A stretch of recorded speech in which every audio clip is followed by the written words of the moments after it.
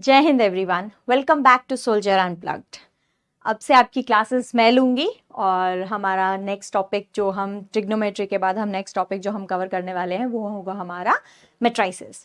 ठीक है, तो मेट्राइसिस के बारे में हम सब कुछ पढ़ने वाले हैं इन डिटेल, बेसिक से लेके एडवांस सब कुछ हम कवर करेंगे, प्लस बहुत अच्छे अच्छे लेवल वाले क्वेश्चंस भी हम इस पूरे सेशन में सॉल्व करेंगे। ओके, तो हम प्रीव्यू में देखते हैं कि हम क्या क्या चीज़ें इसमें पढ़ने वाले हैं, क्या क्या चीज़ें आने वाली हैं। ऑर्डर ऑफ मैट्रिक्स के बारे में पढ़ेंगे, ठीक है, कि कोई भी मैट्रिक्स हमें दी हुई है, कोई भी मैट्रिक्स। अब बेसिक चलो इस क्वेश्चन पे बाद में आते हैं कि मैट्रिक्स का यूज़ क्या है, वो क्यों आई है हमारे सिलेबस में, या क्यों उसका इन्वेंशन क्यों हुआ था, वो हम बात करेंगे।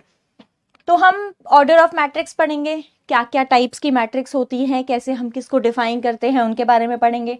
ट्रेस क्या होता है, डिटर्मिनेंट क्या होता है। अब एक मैट्रिक्स है, उसको किसी एक स्केलर से मल्टीप्लाई कर दो, उन दो मैट्रिक्स को मल्टीप्लाई कर दो, दो मैट्रिक्स को ऐड कर दो, सबट्रैक्ट कर दो, ये सारी प्रॉपर्टीज हम इस टॉपिक में कवर करने वाले हैं। ठीक है, नेक्स्ट टॉपिक आएगा हमारा स्पेशल टाइप ऑफ मैट्रिसेस। ये बेसिकली सब टॉपिक्स हैं जो हम इस पूरे मैट्रिसेस वाले चैप्टर में या कंटेंट में जो हम क्लियर करने वाले हैं, ठीक है, कवर करने वाले हैं। Adjoint, inverse, rank, characteristics, roots, eigen value और केयले हैमिल्टन थ्योरम, ये चीजें हैं जो हम इस पूरे कोर्स में, इस पूरे मैट्रिसेस वाले टॉपिक में, सेशन में कवर करने वाले हैं। ठीक है, तो अब बात करते हैं, बेसिक शुरुआत से करते हैं कि व्हाट आर मैट्रिसेस। एंड अब चाहे मैट्रिसेस बोल लो, मैट्रिसेस बोल लो, सबकी प्रोनाउंसिएशन अलग अलग है, बट इनका यूज कहाँ आया, ये क्यों यूज में आए, व्हाट डज दिस मीन। देखो क्या होता है ना, जैसे मैंने बोला कि हाँ मेरे पास दो चीजें हैं, कोई भी amount, I have 2 toffees and 3 chocolates, my name is Neha, ठीक है, और आपके दूसरे ले लेते हैं आयुष सर, राइट। उनके पास 4 हैं टॉफीज और 1 है चॉकलेट, ठीक है। फिर आपके कोई और टीचर, कौन से, रिया मैम ले लेते हैं, उनके भी हमारे पास 3 और 2 हैं, ठीक है। ऐसे ही करके मेरी जो इनपुट्स हैं, ये बेसिकली इनपुट्स ही तो है ना, ये जो मैं टेबल बना रही हूँ, जो भी वैल्यूज हमें दी होती हैं उनको हम इनपुट्स ही बोलते हैं। ये इनपुट्स 1 में आई, आपने देख लिया 2 3, 2 में आई, 3 में आई, ऐसे ही ये अप टू बहुत ज्यादा अगर लार्ज नंबर्स तक आ जाएगी तो आपके लिए डिफिकल्टी हो जाएगी ना ये चीज। अब इसमें डिफिकल्टी क्या होगी, इसमें ऑपरेशंस निकालना, फाइनल कुछ वो क्वेश्चंस पूछ लेता है, क्वेश्चंस पूछ लेता है का मतलब हर बार एग्जामिनर नहीं है, ठीक है। क्वेश्चंस अगर आ रहा है तो हर बार एग्जामिनर से नहीं आएगा, रियल लाइफ एप्लीकेशन में भी इसका काफी ज्यादा यूज है। कोई भी एल्गोरिथम हम बनाते हैं, कोई भी चीजें हम, जैसे आपके पास एक लीनियर इक्वेशन है, 2 इक्वेशंस हैं, तो आप उन दोनों को तो सॉल्व कर लोगे। मान लो 50 लीनियर इक्वेशंस हैं, कैसे ऐसी वैल्यू निकालोगे जो उन 50 को सॉल्व कर रही हो, राइट। तो उसके लिए मैट्रिसेस का इस्तेमाल हुआ। मैट्रिसेस में क्या करते हैं, व्हाट इज मैट्रिसेस, और मैट्रिसेस की बेसिक प्रॉपर्टीज क्या हैं। इसके पास 2 चीजें होती हैं, एक रोज होती हैं और एक कॉलम्स होती हैं। एक्सेल शीट देखी होगी ना आपने, एक्सेल शीट में बेसिकली हम मैट्रिसेस ही यूज कर रहे होते हैं। अब वो क्या होता है एक्सेल शीट में, ये वाली जो वैल्यूज लिखी होती हैं वो रोज होते हैं, ऐसे ऐसे जो वैल्यूज लिखी होती हैं वो कॉलम्स होते हैं, ठीक है। जैसे अगर मैं यहां बात कर रही हूं, अगर मैंने यहां पर बात की है कि मैं इसकी मैट्रिक्स फॉर्म कैसे लिखूंगी, कि इसमें कैलकुलेशन, कोई ऑपरेशंस आगे करने हैं तो वो मैं कैसे करूंगी, तो उसके मैट्रिसेस वाली जो फॉर्म होगी वो कैसे लिखी जाएगी, ऐसे 2 3 4 1 3 2, ठीक है। ये होती है मैट्रिसेस, ये बेसिक डेफिनेशन है मैट्रिसेस की, और जो बेसिकली प्रैक्टिकल एप्लीकेशन जो है हमारी मैट्रिसेस की, ठीक है। अब आप सोचोगे कि लीनियर इक्वेशंस को हम रियल लाइफ में क्यों सॉल्व करेंगे। बच्चों 2 चॉकलेट ली, 4 चॉकलेट ली, एक का रेट पता है तो ऐड करके बताओ टोटल कितनी हुई, ये लीनियर इक्वेशंस ही तो है ना। अब लीनियर इक्वेशन में कॉम्प्लेक्सिटी कहाँ आती है, एक मैंने ले ली, एक मेरे फ्रेंड ने ले ली, एक मेरे फादर ने ले ली, एक मेरी मदर ने ले ली, तो 4 जने हो गए। अब 4 जनों में आप ये 4 इक्वेशंस बनाएंगे, 4 वेरिएबल सॉल्व करेंगे, उससे ज्यादा अच्छा मेथड हम यूज करते हैं मैट्रिसेस का, ठीक है। हम आगे आगे पढ़ेंगे कि लीनियर इक्वेशंस को कैसे सॉल्व कर सकते हैं मैट्रिसेस से, हम अलग अलग थ्योरम्स यूज करेंगे, वो सब कुछ हम आगे कवर करेंगे।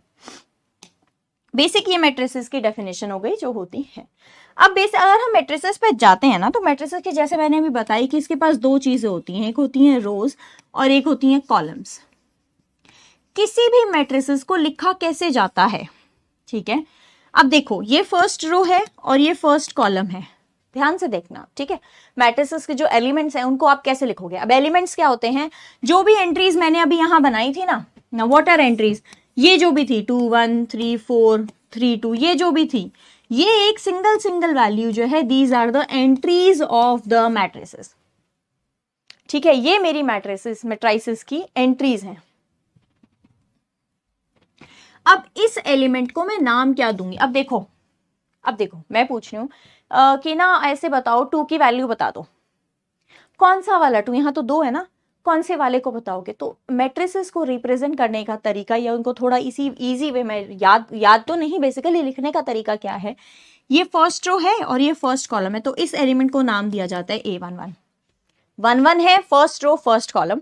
ए जो है वो आप चाहे कोई भी वेरिएबल ले लो, मैथ्स के स्टूडेंट हो, एज्यूम कर लो x है, y है, z है, जो मन करे। ठीक है, ये A1 हो गया। अब ये वाली बात आती है, तो ये क्या है? Second column. ये रो ही चल रही है ना, तो यहाँ कॉलम चेंज हो रहे, रो तो चेंज हो नहीं रहे, राइट?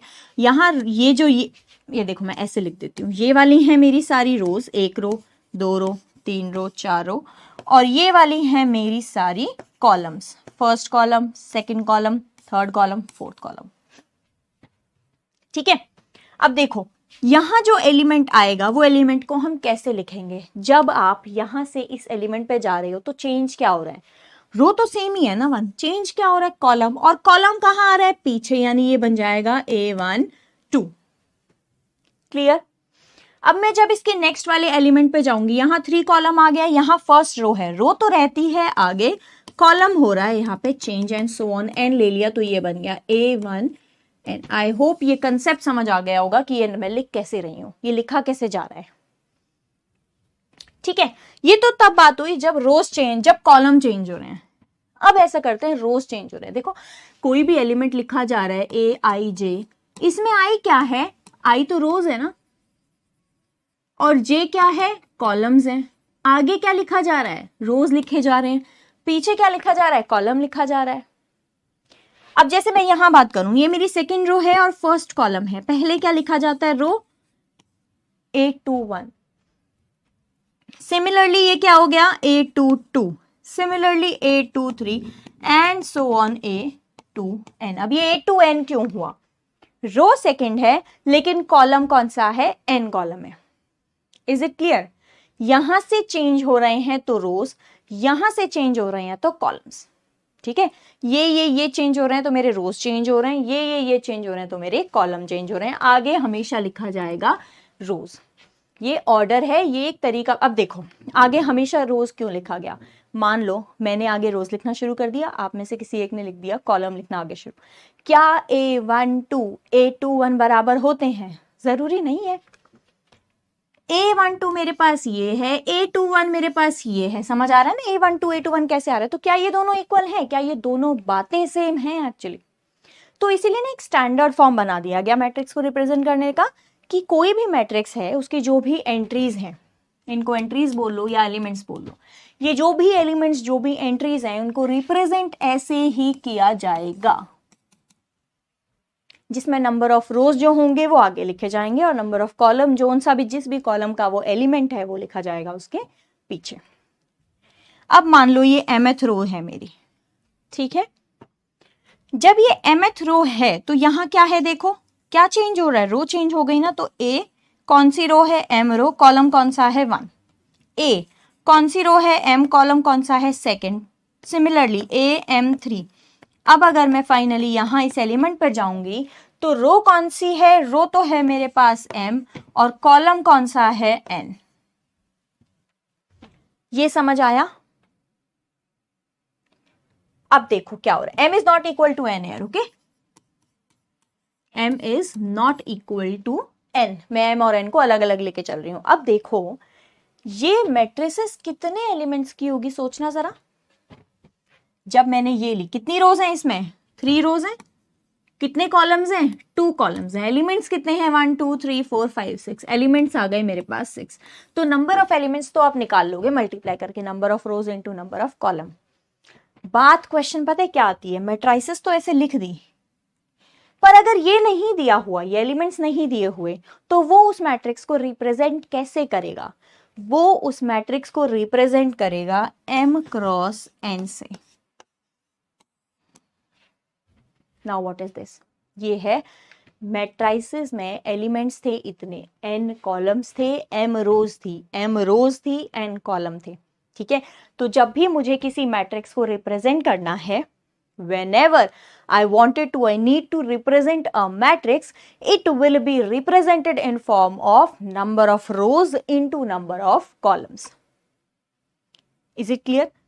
ये कंसेप्ट है मैट्रिक्स का बेसिक कंसेप्ट। ये एलिमेंट्स हो गई, ये उसकी एंट्रीज हो गई, number of rose, number of columns. जब भी मुझे रिप्रेजेंट करना होगा तो m क्रॉस n की तरह लिखा जाएगा। बेसिकली यहाँ हो क्या रहा है, यहाँ ये हो रहा है कि मान लो मैंने इस मैट्रिक्स को नाम दे दिया A, ओके।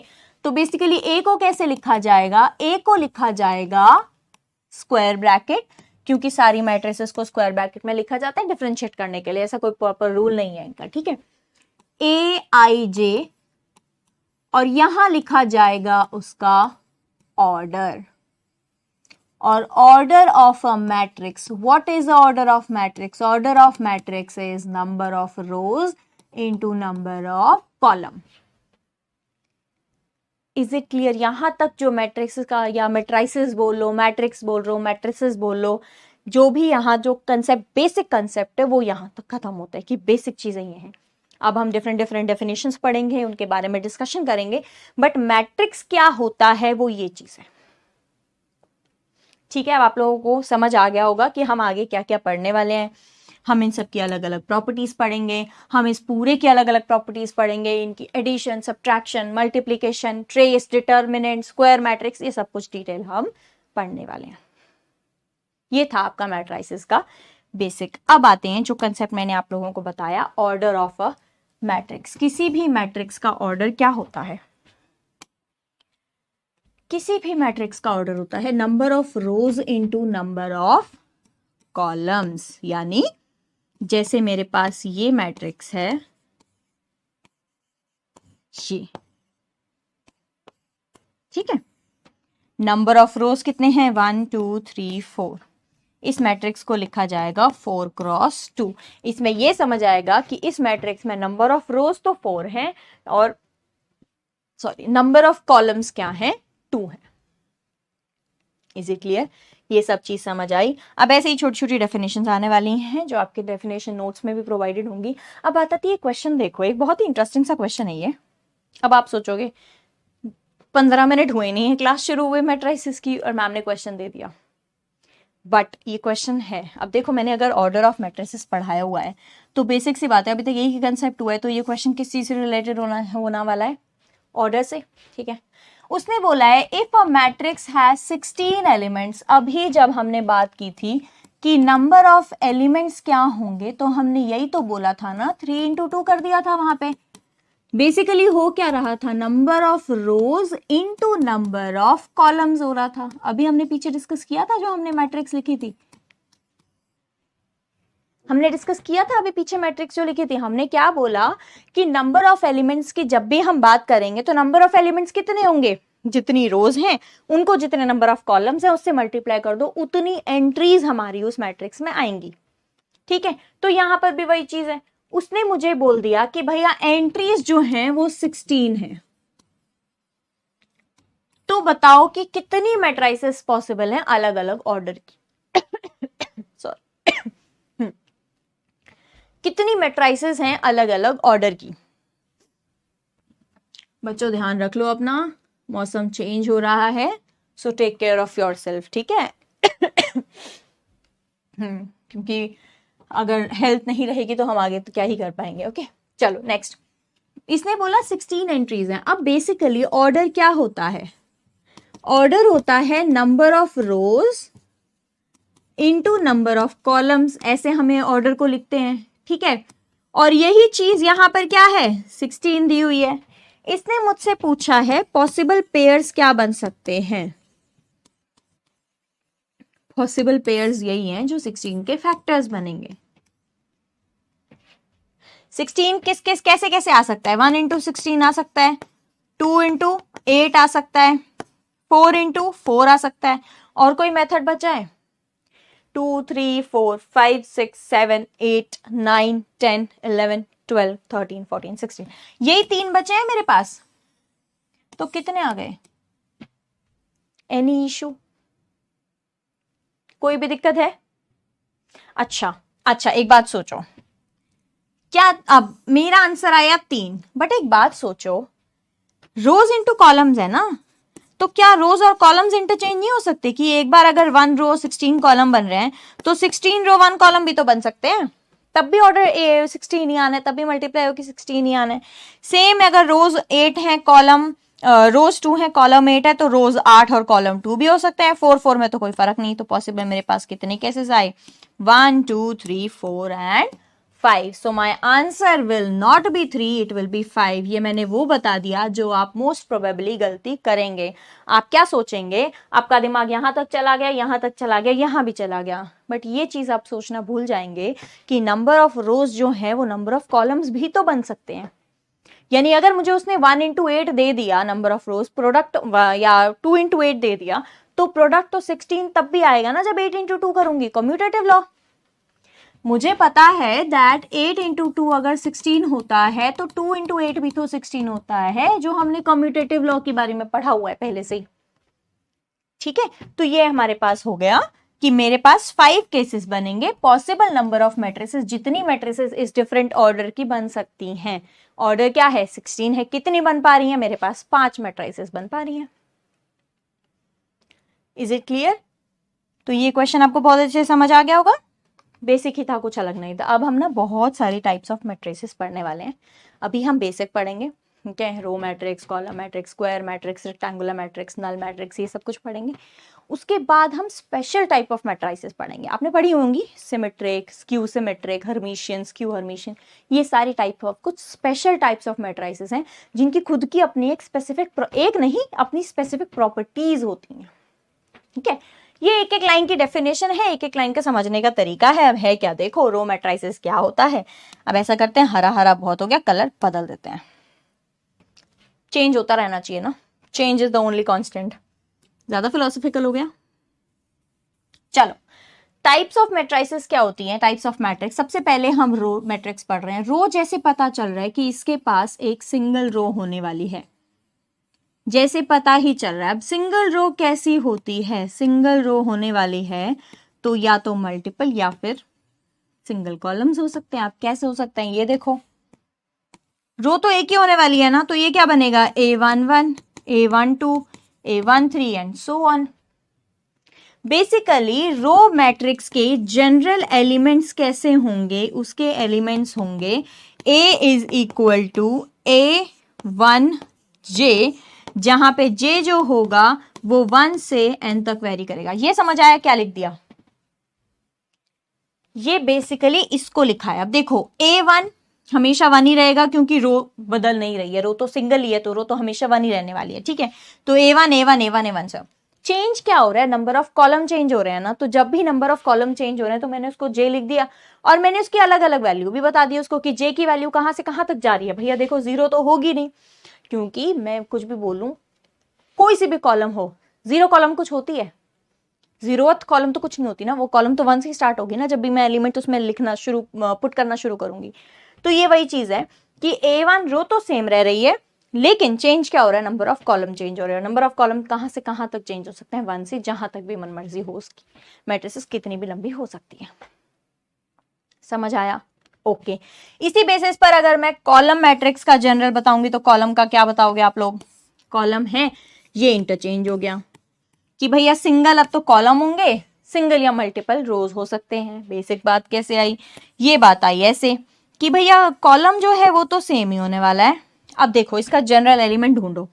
इसका जनरल एलिमेंट जब आप ढूंढोगे तो ये क्या बनेगा? A11 बना, A21 बना, A31 बना एंड सो ऑन, AN1 कुछ भी बना। ठीक है, इसका जनरल एलिमेंट क्या बना? देखो, पीछे वाला जो 1 है वो तो फिक्स है ना, जो कॉलम है वो तो फिक्स है। तो जब भी जो चीज फिक्स होती है उसको हम कैसे लिख देते हैं? 1, क्योंकि एक ही कॉलम होगी। और आगे वाले को हम कैसे लिख देते हैं? रोज की तरह लिख देते हैं I1, रोज, ROWS। तो यहाँ I कहां से वेरी कर रहा है? 1 2 से लेके n तक। तो ये रही general form for row matrix, ये रही मेरी general form for column matrix. पता है, इससे ज्यादा ना ये इंपॉर्टेंट है। ये समझ आ गया ना तो आपके क्वेश्चन करना इजी रह जाएगा। क्लियर? ओके, नेक्स्ट आता है कॉलम मैट्रिक्स। अभी हमने उसकी बात कर ली है। कॉलम मैट्रिक्स की जनरल की फॉर्म जब हम बात करेंगे तो वो किस टाइप की होगी? AI1 की होगी, ठीक है, A equal to N cross N जिस भी है। अच्छा, एक बात और, राइट, एक बात और, ये तो हो गई कॉलम मैट्रिक्स, ठीक है। ऑर्डर बताना रो मैट्रिक्स का। रो मैट्रिक्स क्या थी? A is equal to A1I या J, ठीक है, J equal to 1 to N। तो मुझे बताओ इसका ऑर्डर क्या है? इसको हम लिखेंगे 1 क्रॉस N, इसको हम लिखेंगे N क्रॉस 1। ये समझ आया कैसे लिख दिया? अभी बताया था। ऑर्डर क्या होता है? Number of rose into number of column. Number of रोज तो दिए हैं 1, ये तो 1 ही चेंज होने वाली है नहीं, तो चेंज क्या हो रहा है? N, यानी कॉलम चेंज हो रहे हैं। Number of rose into number of column is order, यानी जो रो मैट्रिक्स है उसका ऑर्डर होगा 1 क्रॉस N, जो कॉलम मैट्रिक्स है उसका ऑर्डर होगा N क्रॉस 1, ठीक है। ये चीजें बिल्कुल अच्छे से क्लियर हो गई हैं। ये बेसिक्स हैं, देखो अभी क्वेश्चंस का कोई मतलब नहीं बनता है, ये बेसिक्स हैं जो चीजें पता होनी चाहिए टू सॉल्व द क्वेश्चंस, ठीक है।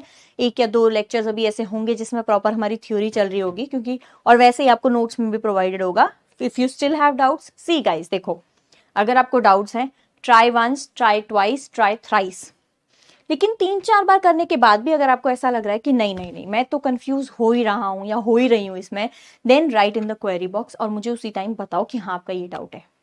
आप क्वेरी बॉक्स में लिखोगे, मैं जब भी मेल चेक करूंगी I get to your answer, ठीक है। जो भी आपका सोल्यूशन होगा, जो भी आपका डाउट होगा, आई क्लियर दैट।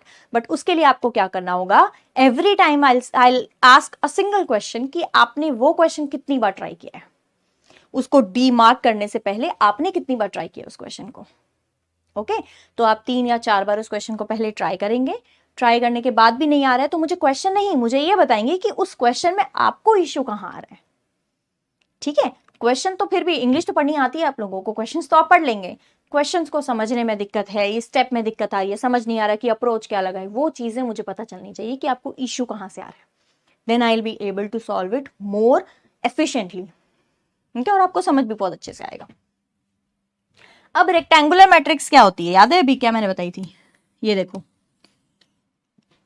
ऐसा कुछ था 3 2, मुझे एलिमेंट्स याद नहीं है, इसको 2 की जगह कर लो, अरे 3, ये है, ठीक है। नंबर ऑफ रोज कितनी है? 3। नंबर ऑफ कॉलम्स कितने हैं? 2। ये बन गया order. whenever the number of rows is not equal to the number of columns then it is called as rectangular matrix। अगर ये दोनों इक्वल आ जाते हैं तो उसको बोलते हैं स्क्वायर मैट्रिक्स। देख रहे हो एक से एक डेफिनेशन रिलेटेड। अगर रो मैट्रिक्स की समझ आ गई थी तो कॉलम मैट्रिक्स की अपने आप निकाल सकते हो, स्क्वायर रेक्टेंगुलर मैट्रिक्स समझ आ गई तो स्क्वायर मैट्रिक्स के अपने आप निकाल सकते हो। आपको पता है ये जो आपकी प्रॉपर्टीज आप देखते हो ना, जो भी आपकी प्रॉपर्टीज आगे पढ़ने वाले हो, सारी की सारी मोस्टली स्क्वायर मैट्रिक्स पर होने वाली हैं। रेक्टेंगुलर मैट्रिक्स पर अभी इतनी रिसर्च नहीं हुई है या इतना पता नहीं चला रेक्टेंगुलर मैट्रिक्स के बारे में कि उनमें ऑपरेशंस कैसे होते हैं, बट हमारी जो भी ट्रेस डिटर्मिनेंट जो भी हम निकालने हैं वो सारे के सारे स्क्वायर मैट्रिक्स के निकालने वाले हैं। तो स्क्वायर मैट्रिक्स क्या होते हैं? जब उसका ऑर्डर ना m क्रॉस m हो जाए या n क्रॉस n हो जाए, मतलब number of rows is equal to, whenever the number of rows is equal to the number of column, the matrix will be called as a square matrix। Is it clear? ठीक है, okay. Number of rows and number of columns are equal. Next आता है diagonal matrix. अब पता है basic बात क्या है? पता है मैट्रिक्स की डेफिनेशन तो आपको याद हो जाएगी, आपको ये समझने में टाइम लगेगा, और जैसे ये चीज समझ आ गई ना उसके बाद इसका कोई मतलब नहीं बचेगा। अभी नहीं करते हैं, अभी इसका बहुत ज्यादा मतलब है। जैसे ही ये चीज समझ आ गई ना, देन आपको हर क्वेश्चन में आपको सिर्फ अगर डायगोनल पता चल गया ना, then you will get your to your answer, जो भी आपका आंसर है। हम ये बोल रहे हैं कि मान लो मैंने कोई भी मैट्रिक्स ली है A11 A12 A13 A14, ठीक है, A21 A22 A23 A24 A31 A32 A33 A34 A41 A42 A43 A44, ये देखो मैट्रिक्स में बार बार इसलिए लिख रही हूँ ताकि आप लोगों को समझ आए कैसे लिखी जा रही है। ये 4x4 की मैट्रिक्स है, ठीक है।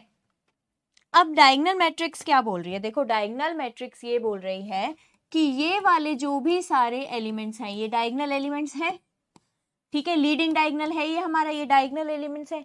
ये सारे जो भी एलिमेंट्स है ना, इनकी वैल्यू कुछ भी हो सकती है, ठीक है। ए मतलब है कोई भी कांस्टेंट हो रही है, पर ऐसा नहीं कि सबकी ए है, ठीक है।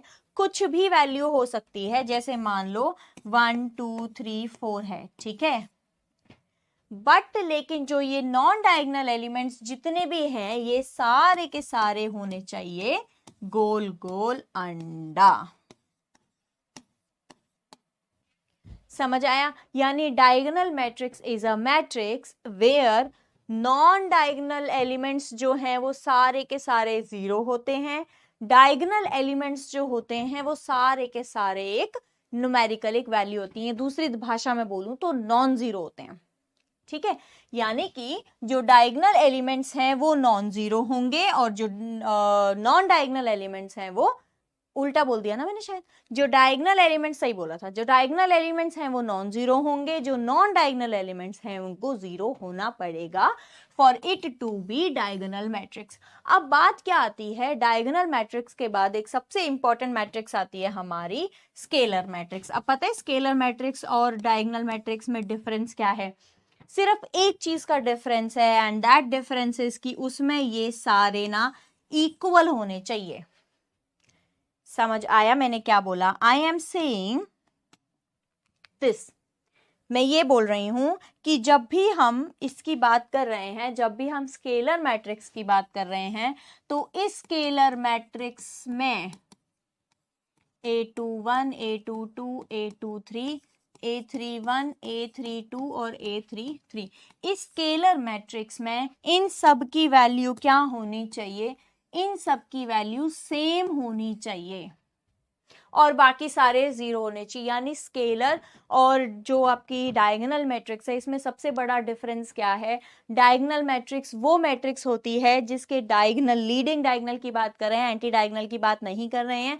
डायगोनल मैट्रिक्स वो मैट्रिक्स होती है जिसमें जो डायगोनल के एलिमेंट्स होते हैं वो सिर्फ नॉन जीरो होने चाहिए, इसके अलावा कोई भी कंडीशन नहीं है। लेकिन स्केलर मैट्रिक्स क्या होती है? स्केलर मैट्रिक्स के पास डायगोनल के अलावा एक और कंडीशन है कि डायगोनल के एलिमेंट्स नॉन जीरो तो होने चाहिए बट वो इक्वल भी होने चाहिए, ठीक है। बाकी के जो नॉन डायगोनल के एलिमेंट्स हैं वो दोनों में जीरो हैं। तो मैं दोबारा से अगेन से रिपीट कर रही हूँ, जो मैं बोल रही हूँ उसको बहुत ध्यान से सुनो कि डायगोनल मैट्रिक्स में जो डायगोनल के एलिमेंट्स होते हैं वो सिर्फ नॉन जीरो होने चाहिए, लेकिन स्केलर मैट्रिक्स में जो डायगोनल के एलिमेंट्स होते हैं वो नॉन जीरो होने के साथ साथ इक्वल भी होने चाहिए। अब तुम्हें समझ आ रहा है हम ये बात कैसे बोल रहे हैं कि ये नॉन जीरो होने चाहिए? अब सोचो सारे नॉन डायगोनल तो जीरो हैं, ठीक है, लेकिन अगर ये वाले भी जीरो हो गए तो मैट्रिक्स कुछ बची वो तो पूरी जीरो हो गई। समझ आ रहा है? ये पूरे एरिया जीरो है, ये पूरा एरिया जीरो, अगर ये तीनों भी जीरो हो गए तो मेरी मैट्रिक्स ही जीरो मैट्रिक्स बन गई। इट डजंट वैल्यू, उसकी तो कोई वैल्यू ही नहीं बची।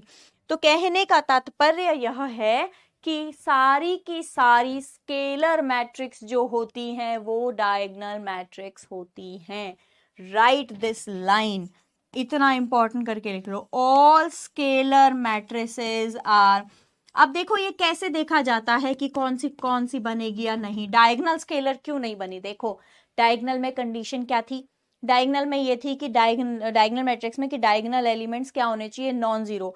लेकिन स्केलर में आते आते एक कंडीशन और बढ़ गई कि स्केलर जो डायगोनल के एलिमेंट्स हैं होने तो चाहिए नॉन जीरो बट एक और की इक्वल होने चाहिए। तो सोचो बड़ी वाली कैटेगरी कौन सी है?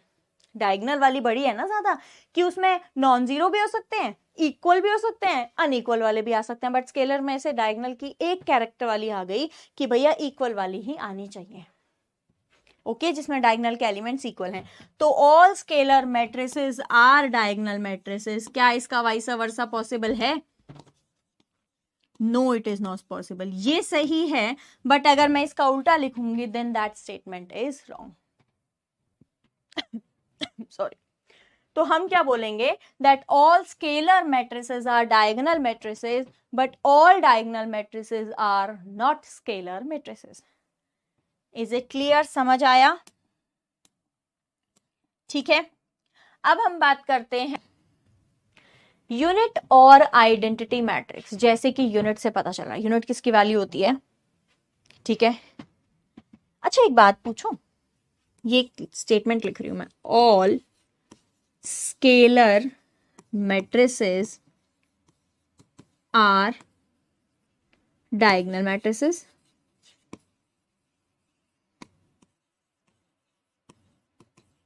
और the next statement is all diagonal matrices are scalar matrices. What will be the answer? Pause करो, सॉल्व करो, अब मैं आंसर बता रही हूं।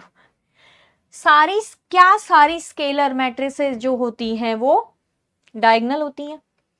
क्या सारी डायगोनल होती हैं वो स्केलर होती हैं? दोनों में कोई रिलेशन है बेटा? सिर्फ एक चीज है कि वो दोनों सिमिलैरिटी एक ही कंडीशन में थे, कि जबकि एक ही कंडीशन थी उनकी सिमिलर वाली, क्या कि जीरो हो, कि जो भी डायगोनल एलिमेंट्स हैं वो सेम होने चाहिए थे। एक में कंडीशन आ रही है नॉन डायगोनल जीरो, एक में कंडीशन आ रही है नॉन डायगोनल नॉन जीरो। क्या इन दोनों के बीच का कोई मेल है? नहीं है। हम ये नहीं बोल सकते कि सारी स्केलर मैट्रिक्स डायगोनल होती हैं। हम कैसे बोल सकते हैं? अभी हमने डायगोनल मैट्रिक्स में डेफिनेशन क्या बोली, कि जो नॉन डायगोनल है वो जीरो होने चाहिए, ठीक है। तो हम नहीं बोल सकते कि सारी की सारी स्केलर जो हैं वो डायगोनल होती हैं। दूसरी बात, क्या सारी डायगोनल स्केलर होती हैं?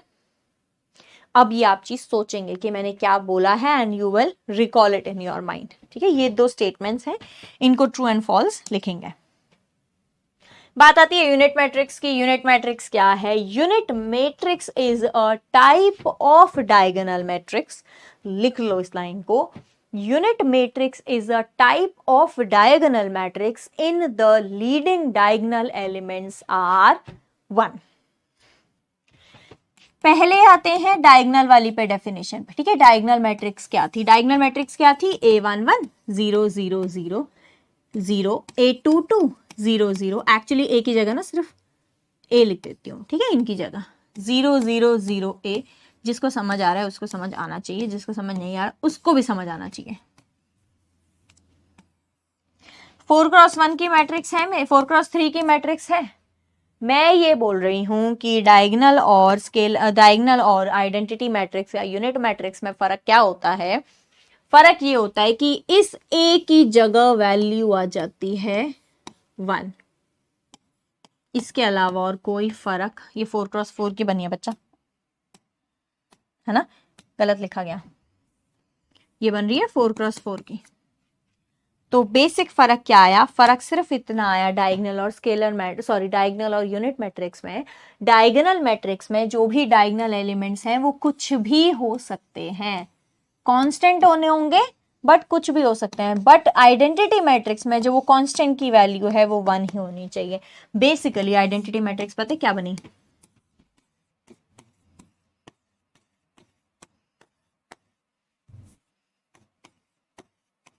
ये बनी आइडेंटिटी मैट्रिक्स। जैसे नाम से पता चल रहा है ये आइडेंटिटी है, मल्टीप्लाई करो फर्क नहीं पड़ता इससे, बट अब वो आगे मल्टीप्लाई में आएंगे, अभी उसके बारे में कुछ नहीं सोचना। ये समझ आया?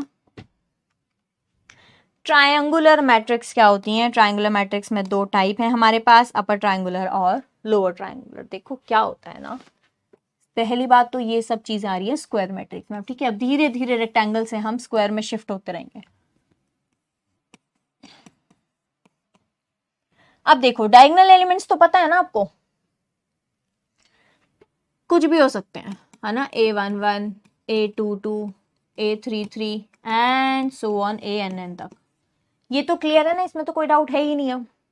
अब ध्यान से सुनो, पहली बात करें अपर ट्रायंगुलर। जैसा कि नेम सजेस्ट कर रहा है, अपर ट्रायंगुलर में क्या होगा? Elements below the diagonal are 0। Upper triangular में मतलब नंबरों से अपर ट्रायंगुलर बन रहा होगा।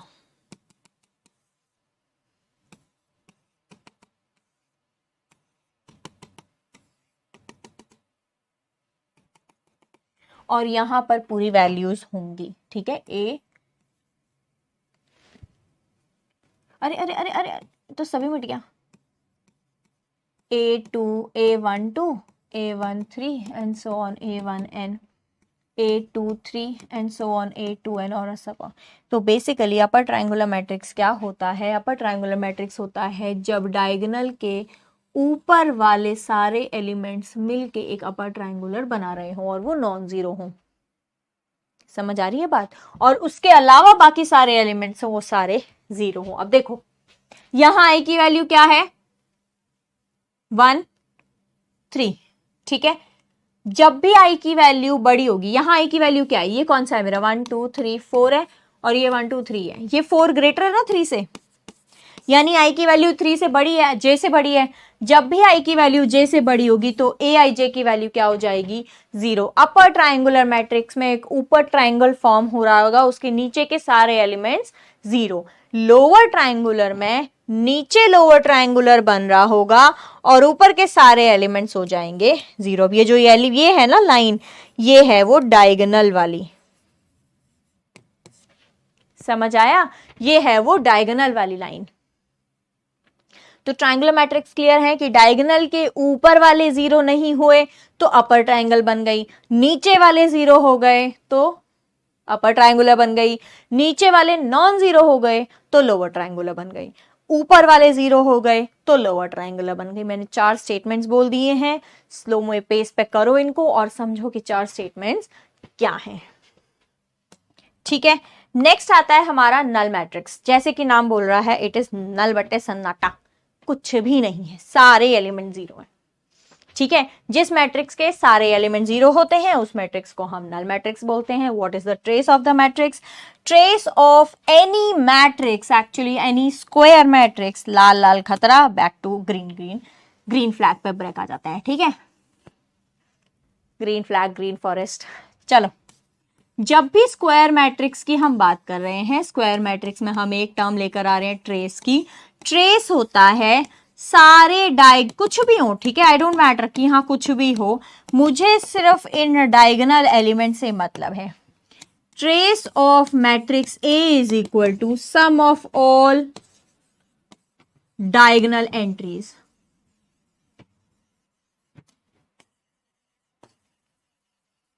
समझ आया?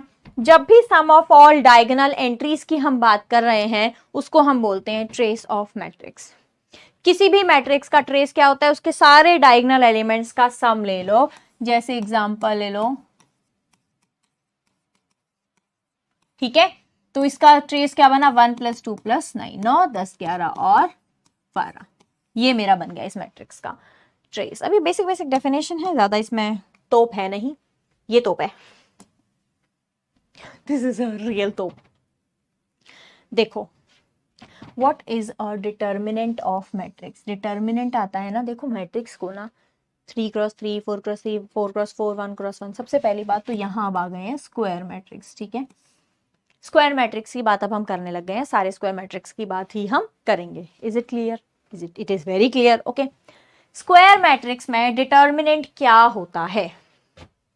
बात करते हैं 1x1 की, फिर बात करेंगे 2x2 की, फिर बात करेंगे 3x3 की, और सारा ध्यान यहां पर बोर्ड पर, जो मैं बोल रही हूं उन बातों पर, और सारा ध्यान बोर्ड पर, ठीक है।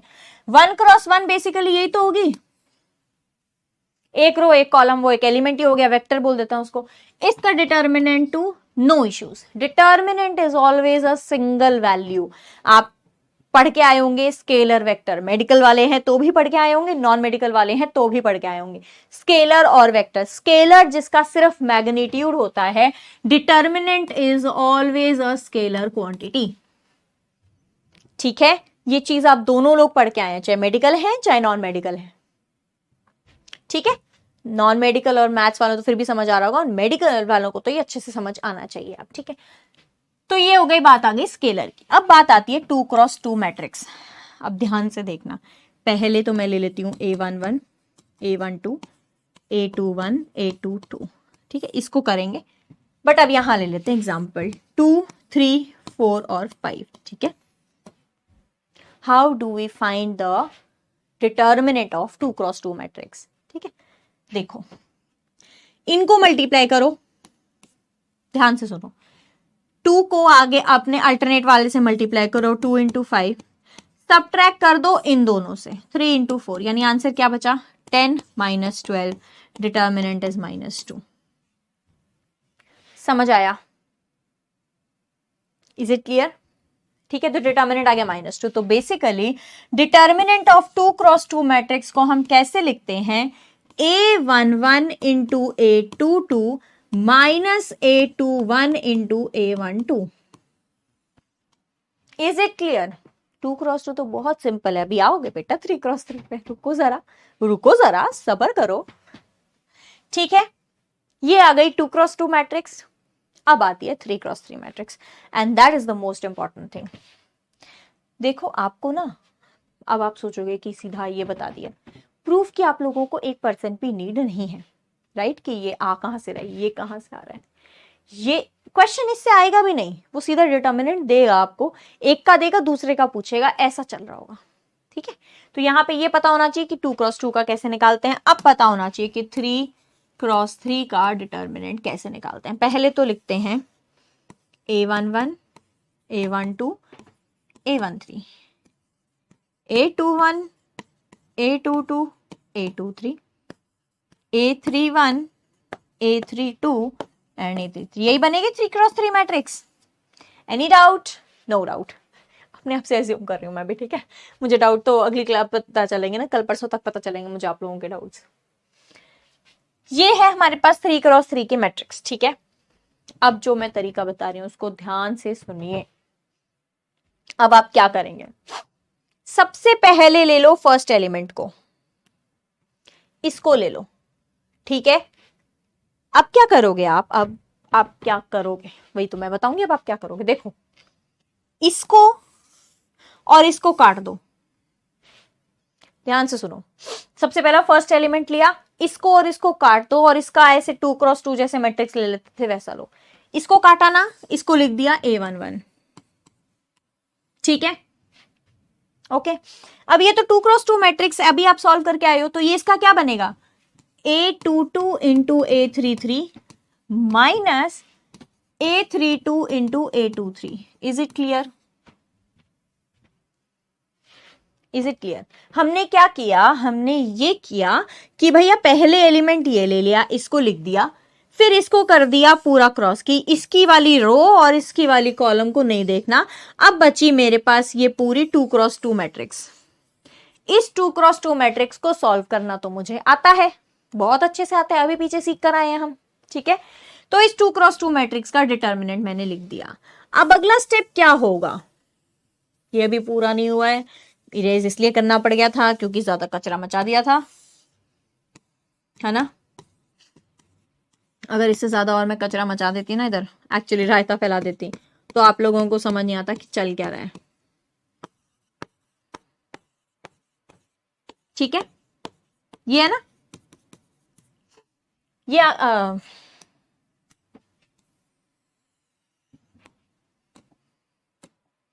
ओके। अब देखो, एक बार इसको निकाल दिया, अब करोगे इसके साथ अल्टरनेट चल रहे हो ना, पहले ये चले थे तो पॉजिटिव आ गया, अब साइन आएगा नेगेटिव ऑफ A12 सॉरी। अब एक बात देखो, अब अगर A12 आप ले रहे हो तो आपने क्या किया, इसकी वाली रो, इसका वाला रो और इसका वाला कॉलम फिर से कर दिया, तो फिर 2 क्रॉस 2 की मैट्रिक्स बन गई, फिर 2 क्रॉस 2 की मैट्रिक्स बन गई। तो अब यहां इसका कैसे निकालूंगी मैं निकालूंगी A21 into A33 minus A31 into A23। समझ आया? पहले हमने इस एलिमेंट को लिया, इसका कॉलम इसका रो निकाला, ये दोनों स्क्वायर मैट्रिक्स बने। अब हमने इसको लिया, माइनस का साइन आया, पहले अल्टरनेट पे माइनस पॉजिटिव का साइन आएगा, इसको लिया तो हमने क्या किया, इसका कॉलम इसका रो हटाया, फिर 2 क्रॉस 2 की मैट्रिक्स बन गई, उसका डिटर्मिनेंट लिख दिया। अब हम क्या करेंगे, अब हम इसको लेंगे, कैसे लेंगे, प्लस A13। ठीक है, अब A13 इसका हटा दो पूरी रो, इसकी हटा दो पूरी कॉलम, बची ये 2x2 की मैट्रिक्स और इसका डिटर्मिनेंट अभी हमने निकालना सीखा है A21 into A32 minus A31 into A22। ये समझ आया? अभी ये basic formula of the determinant of the matrix is this of 3x3 matrix. अब आपको मालूम है, अंदाजा लग रहा है 4x4 का डिटर्मिनेंट निकालना कितना टिपिकल हो जाता है। उसके लिए भी यही करना होता है। 4x4 में आप क्या करोगे, एक एलिमेंट ले लिया सबसे पहला वाला, वो रो हटाई वो कॉलम हटाई, तो अब 3x3 की बन गई।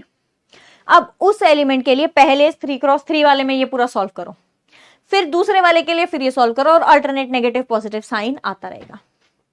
4x4 हमारे सिलेबस में कभी भी नहीं आती है, नेवर एवर। 3x3 तक हम जाते हैं, उसके डिटर्मिनेंट हम करने वाले हैं, हम उसकी प्रैक्टिस भी करेंगे। ठीक है, ये आपके क्वेश्चंस में भी दिए हुए हैं मैंने, प्रैक्टिस क्वेश्चंस में, उनको ट्राई करते रहिएगा। समझ आया? अब एक ले लेते हैं, एक एग्जाम्पल, सिंपल सा एग्जाम्पल। क्या लेते हैं, 1 2 3, 3 1 2 और 2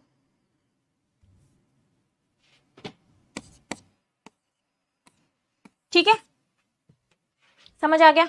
अब इसका निकाल रहे हैं भैया, हम तो निकाल ले डिटर्मिनेंट, हम डिटर्मिनेंट निकाल ले।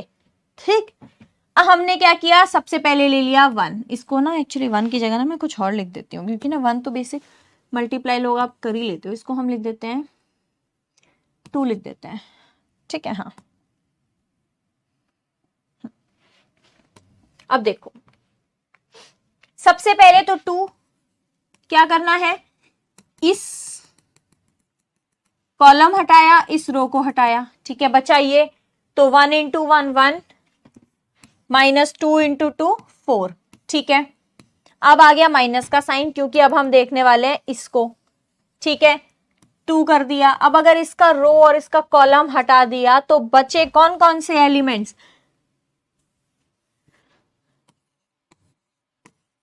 हमने क्या किया, इसका रो और इसका कॉलम हटा दिया। ठीक है, तो बचे ये दोनों, 3 1 जा 3 माइनस 4 2 जा 8।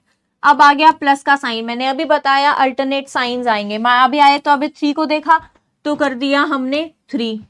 जब हम 3 के रोज और कॉलम हटा रहे हैं तो बचे ये 4 एलिमेंट्स, 3 2 जा 6 माइनस 4। ठीक है, अब इनको सॉल्व करना आपको आता है, क्यों, ये क्या बन गया 2 माइनस 3, फिर माइनस 2 माइनस 5 प्लस 3 इंटू 2। आगे मल्टीप्लाई करना आपको आता है, minus 6 plus 10 plus 6 equal to 10 आ रहा है मेरा आंसर। Is it clear? ये चीज आप लोग कर लेंगे। ठीक है, इस चीज में कोई तोप नहीं है, ये चीज आप बहुत आसानी से कर लेंगे। ये चीज आपको समझ आई है ना? ये चीज समझ आई है तो that is very important, very very crucial and very very important. ठीक है, determinant of a square matrix एक बहुत इंपॉर्टेंट टॉपिक हमारा बन जाता है। ओके, तो आई होप कि 1x1 का, 2x2 का और 3x3 की अगर कोई भी मैट्रिसेस आएगी तो आप उसका डिटर्मिनेंट हमेशा निकाल पाएंगे। ठीक है, 1x1 कोई इश्यू नहीं है, 2x2 में अल्टरनेट मल्टीप्लाई करके माइनस करना है, 3x3 में पहले उसको 2x2 बनाना है। जैसे ये हटाया तो ये 2x2 बनी, फिर उसके आगे सॉल्व करना है। समझ आया? ये है डिटर्मिनेंट ऑफ मैट्रिसेस का टॉपिक। आज के लिए हमें लास्ट टॉपिक रखेंगे एडिशन ऑफ मैट्रिसेस। क्या होता है एडिशन ऑफ मैट्रिसेस?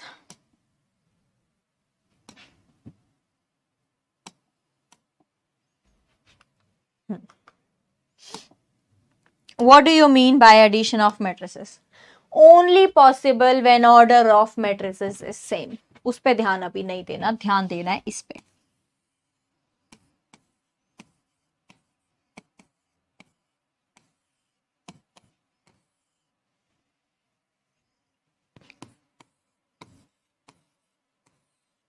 बताओ क्या आंसर होगा? अब ये लाइन आपने पहले लिख दी ना मैंने, ये लाइन। चलो बताओ क्या आंसर होगा। मैट्रिसेस जो होती हैं ना, ऐड की जा सकती हैं, बट जब भी मैट्रिसेस को ऐड करना होगा ना तो 1 1 वाला एलिमेंट 1 1 के साथ ही ऐड होता है, लेकिन ऐड तभी होते हैं जब इनका ऑर्डर सेम हो। क्या ऑर्डर सेम है? इसका तो 6 है, इसका 4 है। क्या ऑर्डर सेम है? नहीं है, यानी ये दो मैट्रिसेस आपस में ऐड नहीं की जा सकती हैं, सब्ट्रैक्ट भी नहीं की जा सकती हैं। मल्टीप्लाई के लिए हमारे पास दूसरी कंडीशन होती है जो हम अगली क्लास में करेंगे। समझ आई? एडिशन ऑफ मैट्रिसेस का हमारा टॉपिक ये है कि भैया एडिशन, दो मैट्रिसेस, 3 4 5 जितनी भी मैट्रिक्स का आपका एडिशन करना है, that addition is only possible when the order of the matrices is same. यानी कि आप ऐड तभी कर सकते हो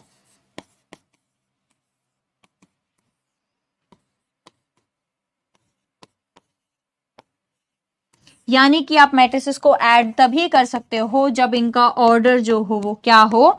सेम। अब ऐड करोगे कैसे? मैट्रिसेस को ऐड करने का सिंपल सा तरीका है, ये A11 है, ये B11 है, ये मैट्रिक्स ले लो, ये B मैट्रिक्स ले लो, ये A11 है, ये B11 है, तो ऐड कैसे करेंगे? A11 प्लस B11, आंसर आ गया 4। A12 A21 B21, आंसर आ गया 5। 5 plus 3 8, 2 plus 5 7, 4 plus 1 5, 6 plus 2 8। Wow, देख रहे हो कोइंसिडेंटली क्या मस्त पैटर्न बन रहा है कि सेम आ रहे हैं। चलो ऑर्डर देखो कितना आ रहा है, 3 क्रॉस 2, यानी आपको समझ आ रहा है कि ऐड करने के बाद order will remain, always remain same. ये बात आगे जाके आप मल्टीप्लाई और डिवाइड में नहीं कह पाओगे कि दो मैट्रिसेस को मैं मल्टीप्लाई कर रही हूं तो क्या उनका जो ऑर्डर आएगा वो सेम आएगा। No no no no, square matrix में तो अलग देखी जाएगी, सेम ऑर्डर की है वो हम सब बातें करेंगे। यहाँ पे हम ये बातें कर रहे हैं कि दो किसी भी सेम ऑर्डर की मैट्रिसेस को ऐड किया जा सकता है, और अगर ऐड किया जा रहा है तो जो रिजल्टेंट मैट्रिक्स आएगी वो भी उसी ऑर्डर की आएगी जिस ऑर्डर की इनिशियल मैट्रिसेस आपने ली है। समझ आया? अब आप ये मत बोल देना कि जैसे यहाँ 3 इंटू 2 है तो अगर यहाँ 3 इंटू 2 की एक मैट्रिसेस है, यहाँ 1 इंटू 6 की ले लेते हैं, ऑर्डर तो सेम ही आ रहा है। नहीं बेटा, ऑर्डर का मतलब है रोज, एक की रो दूसरे नंबर, एक के नंबर ऑफ रोज दूसरे के नंबर ऑफ रोज के सेम होना, एक के नंबर ऑफ कॉलम दूसरे के नंबर ऑफ कॉलम के इक्वल होना, तभी वो ऐड की जा सकती हैं। ये नहीं बोलना कि मैम मल्टीप्लाई करके तो देखो 6 ही आ रहा है, ऑर्डर तो 6 आ रहा है। यहाँ मल्टीप्लाई का कोई मतलब ही नहीं है। ऑर्डर को भी आप 3 इंटू 2 6 नहीं लिख रहे हो, ऑर्डर को भी आप 3 इंटू 2 लिख रहे हो। देख रहे हो मैट्रिक्स बिल्कुल चेंज हो जाएगी अगर आप 3 इंटू 2 कर रहे हो। एक तो ये है, ठीक है, और एक ये है 3 क्रॉस 2, ये है 2 cross 3। These are entirely different matrices, इनको आप ऐड नहीं कर सकते हो। ये समझ आई है आपको बातें? ये क्लियर हुई हैं आपको बातें? क्योंकि ये बातें वही सबसे ज्यादा इंपॉर्टेंट हैं। ठीक है, आई होप जो भी मैंने अब तक आप लोगों को समझाया है वो बहुत अच्छे से समझ आया होगा, क्योंकि ये बेसिक है और इस बेसिक का क्लियर होना बहुत ज़्यादा एटमोस्ट नेसेसरी इसलिए बन जाता है क्योंकि इसी बेसिस के आगे हम अगला स्टेप जो है वो कवर करेंगे, सीढ़ियाँ चढ़ेंगे ना एक एक करके। ठीक है, तो इन्हीं बेसिक चीज़ों के आगे हम इंपॉर्टेंट जो अच्छे क्वेश्चन है उनको सॉल्व कर पाएंगे जब ये बेसिक्स हमारे क्लियर है। तो अगली क्लास में हम मल्टीप्लिकेशन ऑफ मैट्रिसेस या एडजॉइंट वगैरह ये सब कुछ पढ़ेंगे। तो तब तक के लिए आप इसको रिवाइज कीजिए, कोई भी डाउट है 3-4 बार खुद से सॉल्व करने के बाद क्वेरी बॉक्स में लिखिए। And take care, stay safe, thank you.